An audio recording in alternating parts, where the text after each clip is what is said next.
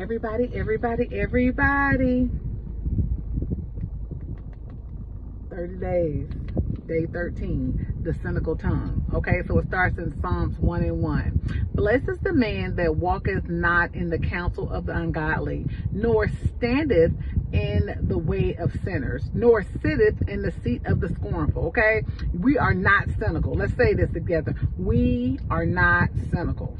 So the story, the book starts with the story of David, and so this is right after David got anointed with oil, leading up to him, fighting the giant, right? So he goes out there to figure out what's going on. His dad told him, going out there, send some food to your brothers, right? So he go out there. So his oldest brother, I guess it's Elab,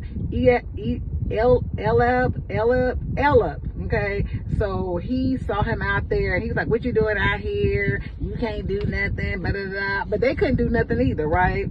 And so it's so funny because they say his name means God is my father. So you out here with God is my father, and you scared of Goliath. Everybody's scared of Goliath. But guess who wasn't? David, right? So a cynical person is a person who scorns the motive of others. He has venom, and that venom is like poison, right? And the atmosphere, and it poisons anywhere he is. Anywhere he's at is all this is negative, all this, oh, you can't do this, oh, you can't do that. Everything is negative with this person. Who wants to hear that? And this wreaks havoc on any type of relationship or environment. Don't nobody want to be around them because they always so negative. They always got something cynical to say about everything, child. Who wants that? So as you proceed during your tongue fast, are you following this tongue fast with me? Okay, we really need to begin to observe our comments in various settings and determine if we're being cynical or scornful. And we need to retire that as of today, honey. We need to be retired of that. We are no longer cynical. Okay, so here's your affirmation. I am blessed because I do not walk in the counsel of the ungodly, nor stand in the way of sinners, nor sit in the seat of the scornful. Why? Because I'm above these things, honey. Y'all down here low. What did your sister Michelle say? When they go low, we go high. We go high. We all the way up. Look, everything is positive. Everything is good. I was just at this facility, right? Trying to work on my body and get myself together. And so there was a woman in there. She was just going in, y'all.